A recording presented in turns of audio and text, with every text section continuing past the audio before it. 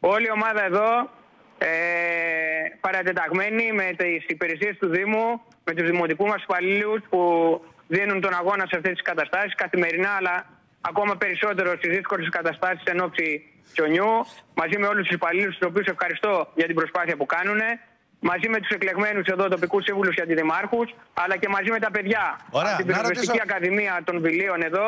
Είμαστε έτοιμοι, έχουμε τα μηχανήματά μας σε ετοιμότητα. Σε περίπτωση χιονιά τις επόμενες μέρες να διασφαλίσουμε την πατότητα των δρόμων και την ασφάλεια των πολιτών. Τώρα, εσείς στα Βίλια είσαστε από τους πρώτους υπόπτους σε περίπτωση που πέσει χιόνι ότι θα υπάρξει και ένα στρώσιμο, εν πάση περιπτώσει. Φανταζόμαστε ότι και από την περιφέρεια σας έχουν προμηθεύσει με αλάτια και τα σχετικά για να το αντιμετωπίσετε.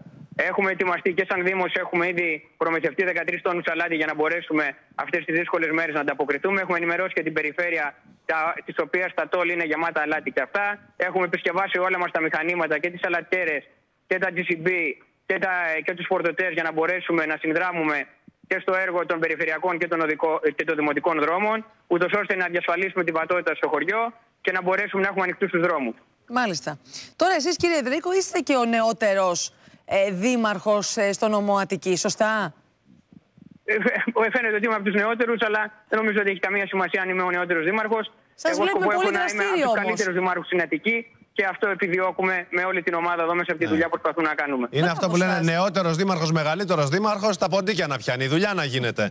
Έτσι, μπράβο. Το αποτέλεσμα μετριόμαστε. Πόσο χρονών είστε έτσι, μιας και το έφερε η συζήτηση? 38. 38, Μπράβο σας. Μάλιστα. Άρα λοιπόν είμαστε πανέτοιμοι. Και τι παρατήσατε για να γίνετε δήμαρχος?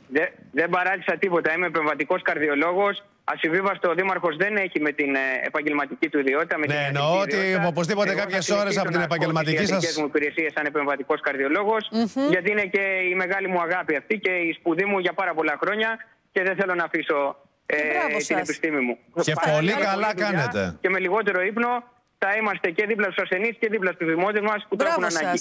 Πολύ καλά και πολύ σωστά τα λέτε. Για πείτε μας λιγάκι τώρα τα Σαββατοκύριακα στα Βίλια. Έρχεται ο κόσμος σε εσάς?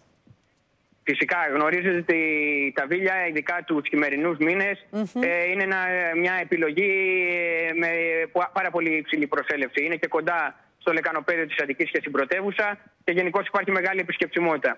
Και γι' αυτό στόχος μας είναι αυτή την πενταετία, την ερχόμενη πενταετία, η δημοτική μας διοίκηση να δώσει όλες αυτές τις υποδομές, ούτως ώστε τα Βίλια και οι Ερυθρές και οι Νόοι, τα χωριά μας, να είναι θελκτικά ακόμα περισσότερο. Για να μπορέσουμε και καλύτερα να υποστηρίξουμε τους επισκέπτες και τους τουρίστες μας, αλλά και να παρέχουμε υψηλότερου επίπεδου υπηρεσίες.